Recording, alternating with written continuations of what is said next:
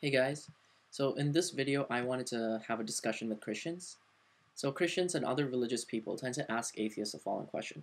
And I'm not an atheist, I'm a Hindu actually. But I just want to enter the discussion anyway. In any case, the question is, if you don't believe in God, where do you get your morals from? And this implies that we get our morals because of our belief in an almighty being, rather than a consensus that society came to. Of course, atheists argue that it's the latter. It's the society that came to these morals and not God. So I want to ask Christians this question. If we get our morals solely from believing in the Bible or in a creator, not just the Bible, but why is slavery not condemned in the Bible? Why is it not one of the 10 Commandments? I'm not accusing the Bible of condoning slavery right now, though the argument can be made. What I'm saying is this.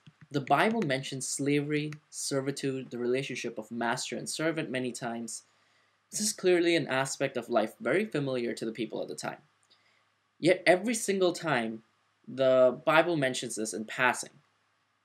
So I've talked to Christians about this, and they said that the Bible doesn't explicitly encourage slavery. It only mentions slavery because it was a normal part of the lifestyles of the people at the time. So my response to that argument is this, and it's a question. Then what's the point of the Bible? If the Bible doesn't change the immoral aspect of people's lives, then it has no power at all.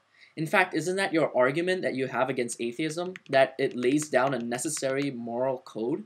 Then why doesn't it lay down for such an important issue as slavery? Why did God find it so important to call gays immoral, but didn't find it important enough to call slavery immoral? And my main question is this, to the Christians and to other religious people. So where did that moral abhorrence that we share about slavery come from, if it didn't come from the Bible or any other religious text?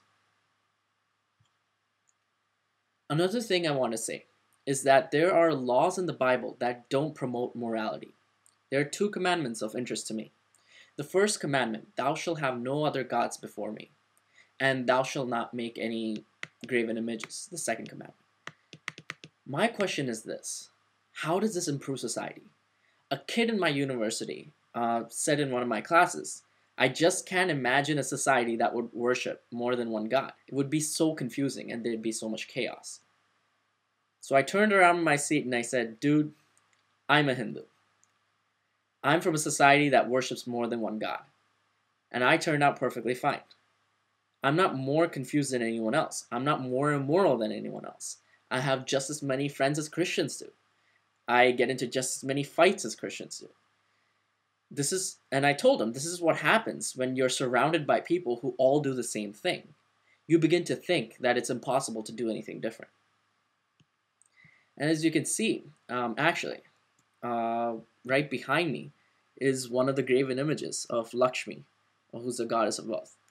Now, I'm oscillating between being an agnostic or an atheist and a Hindu. Half the time I believe in God, half the time I don't. But that's another issue.